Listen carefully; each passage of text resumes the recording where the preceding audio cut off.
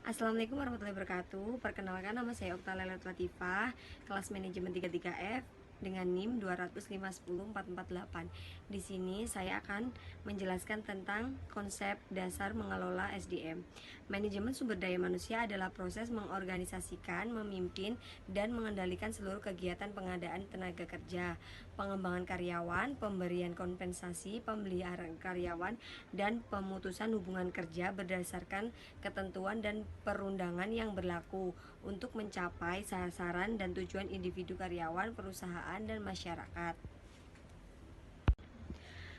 Sasaran utama sumber daya manusia. Yang pertama, memaksimalkan produktivitas. Yang kedua, meningkatkan kualitas kehidupan kerja karyawan. Yang ketiga, memperlakukan karyawan sebagai sumber daya yang sangat bernilai bagi organisasi. Selanjutnya, berorientasi pada layanan, yaitu untuk meningkatkan kepuasan kerja karyawan, memberikan kesempatan seluas-luasnya kepada karyawan untuk berperan secara aktif untuk mendorong semangat kerja. Yang ketiga, kembangkan jiwa entrepreneur dalam diri setiap individu karyawan untuk meningkatkan kreativitas, keahlian, keterampilan, serta keberanian mengambil resiko. Dan untuk mengembangkan sistem kerja dengan kinerja tinggi yang meliputi proses perekrutan, seleksi, sistem inisiatif, serta pengembangan manajemen dan aktivitas pelatihan yang terkait dengan kebutuhan perusahaan.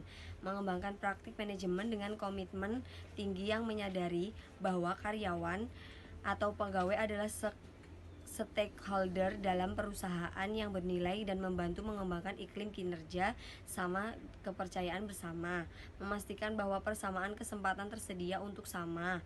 Artinya, ada berkaitan saling menguntungkan antara perusahaan dengan karyawan. Selanjutnya, perencanaan SDM. Yang pertama, perencanaan SDM itu untuk penyelenggaraan analisis jabatan dan desain pekerjaan yang digunakan untuk menentukan persyaratan khusus dari jabatan individu dalam organisasi.